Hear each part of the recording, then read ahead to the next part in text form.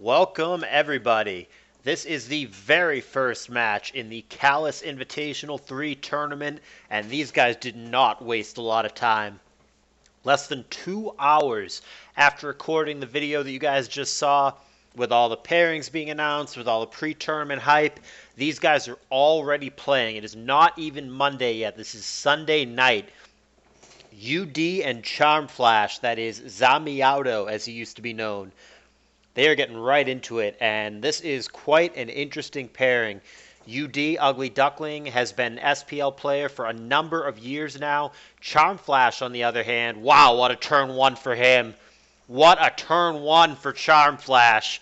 Charmflash is a play-in player who was not actually originally invited to this tour, but he fought his way through play-ins, looked really good doing so. He is one of the absolute best of the best Gen 7 players, both in OU and in UU, and he's a really good Oros. But man, what a start this is.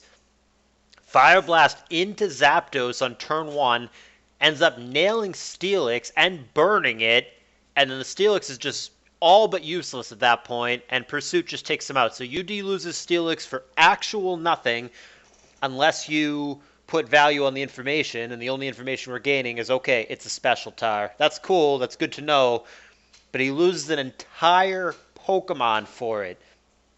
Now, granted, UD is now busting out Mantine, one of the pokes that he is very well known for liking. Nobody uses it other than UD. I don't know how much of it is a meme versus he genuinely thinks the thing is good, but I would like to think that he's taking this tournament seriously and that he's not just screwing around here. I would hope. I mean, I would be offended a little bit. I'd find it disrespectful if he were just fucking around and doesn't care about this tour. So I'm going to give him the benefit of the doubt that he's taking this seriously and that he genuinely believes that Mantine has some kind of purpose. He would certainly be a minority on that opinion, but here it is, Mantine. So Charmflash is going to switch out. He goes Jirachi here, 17% from the Mantine Surf. Zapdos comes in, immediately body slammed, avoids the para. 60-40 on that. 60% says he does get paralyzed. Thanks to the Serene Grace ability, of course. I have no idea what UD's team is. I mean, Steelix Mantine, that could be, who knows. It's a UD special. It's got a Mantine, so it's obviously not a team that would be considered conventional or something that I personally have in my builder, but it's a team. Charmflash, we really don't know. We have seen a special tar, or at least partially special. It could still have Rock Slide or Focus Punch or what have you. And we've seen this Jirachi, which has shown Body Slam. So that's really all we know. I mean, we can make some speculations based on what we've seen. So an Astarachi, one of the main purposes of that is to spread the para, so he's got to have something somewhere in the back that gives a shit if things are paralyzed. And then also with Astarachi traditionally being a special wall, we could think that perhaps he doesn't have something like a Snorlax or a Blissey in addition. So Body Slam hits again. This time it does para. Zapdos down to 59%, gets a Roar off. He's going to find Coon, which on paper is a good matchup, but the Coon's a lot healthier, and it's faster now, too, thanks to the para. But despite that, he gets out of the way. We don't know if he had Ice Beam or what, but Charmflash makes a conservative play. It's also possible that the Coon does not have Ice Beam. It just has Surf. And if that's the case, then he would be completely walled by Mantine, who has Water Absorb. So it's possible that he wasn't going to bother trying to set up there because he knew that even if he gets a couple of boosts or whatever, he can't actually break the Mantine. He could Roar the Mantine out. But one of the moves that Mantine gets, I don't know if this one has it, but I would assume that, if you're using Mantine, you might as well play to its niche, which is basically to beat Coon, actually. So this is probably about as good of a Mantine matchup as you're going to get. But anyway, the point was, even if the Coon got a couple of boosts down with Calm Mind, Mantine gets Haze, so he could make those boosts go away. So both players have a Spiker. It is Skarm and Fortress, respectively. One-on-one, Fortress wins this matchup pending Drill Peck, which, even that, I mean, that takes absolutely forever if they start going blow for blow. But generally, Fortress is pretty safe here and can Rapid Spin, can Spikes, yada yada. 2 layers down for Charmflash, 1 layer down for UD. Gengar comes in to block a spin. UD does not fall for that. It spikes layer number 2. And we've got ourselves 2 layers of pop. Fire Punch there, aimed at Fortress. UD, good thing that he scouted that out. That would have nailed the Fortress on that 4x weakness, maybe even killed it. Doll coming in for Charmflash, so the full team is now revealed for him. He's got a spinner here.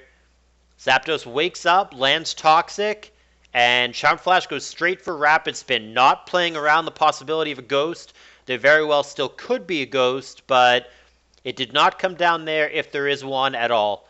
Mantine comes in now, and Charmflash does not take the opportunity to refresh, which he may or may not have. And now Jirachi is in.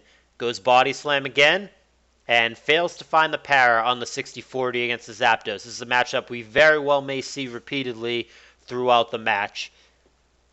Zapdos has shown Rest, Roar, Thunderbolt, or he hasn't shown Thunderbolt, but he's going to have Thunderbolt, and Toxic. So we know the whole set. That's an older set that is typically a specially bulky Zapdos, not offensive at all. Toxic really doesn't look great against Charmflash's team. The Jirachi, the Skarm, and the Gengar are just flat out immune. The Coon may or may not have Rest, but most of them do, and it makes sense with the team that he has. A defensive Coon with Rest makes a lot more sense on Charmflash's team than I think an offensive Coon would. And then Claydol may or may not have Refresh. That is TBD. But even if it doesn't, that's only 2 Pokemon that really care about Toxic. And Special Tar, even then, only cares to an extent. Special Tar is not a sweeper or anything close to a sweeper. It's much more of a hit-and-run kind of Pokemon. It's going to kind of do its thing. Fire off a Crunch, fire off a Fire Blast, whatever. And then get out of the way. Thunderbolt and Wish, respectively. This game so far looks all Charmflash to me. I'm not going to call this over by any means with 2 unrevealed Pokemon for UD. There's still a lot that can happen. But right now, Charmflash feels very in control. He got a really, really good turn 1. Whether that was dumb luck or whether that was a prediction, it just worked out really, really well. Fire Blast hitting the Steelix of all things. It did 90%. Insult to injury, he gets the burn. But, I mean, it did so much damage that UD was just on the back foot literally from the first turn and hasn't really been able to recover so far. Charmflash has shown an ability to remove the spikes, and he's already gotten rid of them. There's 3 layers down beneath UD's team. His spinner is Fortress, and so far there is nothing in sight to suggest that the Fortress can get through the Gengar. Granted, both Fortress and Steelix are really, really weak against opposing Gengar, so it would make a lot of sense to me if UD had a Pursuit Tar or Pursuit something, Pursuit Umbreon or whatever, probably T-Tar. Well, if he does, it would be his last poke because Dugtrio just got blown out there, so we now know 5 of the pokes. Here's the last poke. I would say this is a Special Tar, would be my guess. He gets out of the way and gets blown out again. Wow, Charm is just no fear, just blowing away everything, racking up a ton of spikes damage with 3 layers down. Charm has just been dominating this match the whole time so far. This is all Charmflash. Thunderbolt coming down here from UD. But yeah, I would strongly assume that that is a Special Tar from UD, which means it could theoretically trap and kill the Gengar. But I mean, he's already had to step on 3 layers of spikes. He'll probably have to do so again the next time around. So he's only going to have so many chances. There comes a point where, do you actually beat Gengar? Especially if Gengar is EV'd to always live Crunch / Pursuit, and maybe he can retaliate and get him with Giga Drain or HP Grass or something like that. So this matchup really looks, I mean, I don't want to say over, but Charmflash is just crushing him. This really doesn't look that close. I think Charmflash not only is going to win this game, but is going to win it fairly handily. But this being invitational and in theory a pretty big match is that UD, I think, is going to take seriously. He's going to play it out. He's not just going to forfeit, which he absolutely has the right to do. But this is an uphill battle, let me tell you. This might be an obvious Rapid Spin turn, so Gengar might come in right now. This might be UD's opportunity to sneak the T-Tar in if he thinks the Gengar is coming in. This might be his only chance to do it because the T-Tar cannot keep coming in and hoping that he's right, because he has to step on spikes every time, and that is not what happens. Gengar comes in, but T-Tar does not. Now Gengar has the option of what to do. He goes Will-O-Wisp, Spikes layer number 2 goes down again for UD. We already know that Charmflash has a rapid spinner, but maybe if he switches the right thing in as the clay doll comes in, maybe he can pressure the doll and try to keep the spikes down that way. Clay doll seems pretty safe though. It comes in on Zapdos really easily. It comes in on Dugtrio with very little to fear. This matchup just seems really bad from the get-go for UD. And just insult to injury on top of that, like I said, just that devastatingly bad turn 1 that massively favored Charmflash. Charmflash here goes Will-O-Wisp 3 times in a row. Not afraid at all of what might happen on the other end. There's Taunt, and he obliges with a Thunderbolt. So we've got Fire Punch, Will-O-Wisp, Taunt. Last move probably Thunderbolt. Could be Ice Punch. Could also be a Grass Attack in theory. But Fire Punch on WoW Taunt is unusual. Claydol comes in here because the Zapdos was taunted. The only thing it could do is Thunderbolt, which Claydol is, of course, immune to. Here comes Gengar trying to block Rapid Spin, and he just clicks Spikes. That's strange for UD. I don't know why you wouldn't at least try to Rapid Spin there. It would have the same result as Spikes, right? In that it would fail, only if something other than Gengar happened there, then you'd get the spin off. And the last move for Gengar is shown to be Giga Drain, so a weird set. And Fortress is actually just going to boom away here. Now he's going to get the T-Tower in, which almost certainly, like I said, is going to have Pursuit.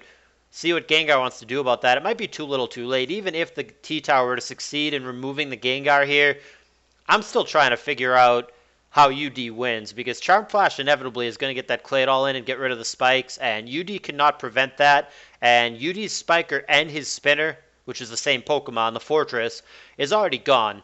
So once Charmflash spins away the spikes, UD not only cannot reestablish them, but he also can't spin away the spikes below his team. So this looks like a convincing win for Charmflash, in my opinion.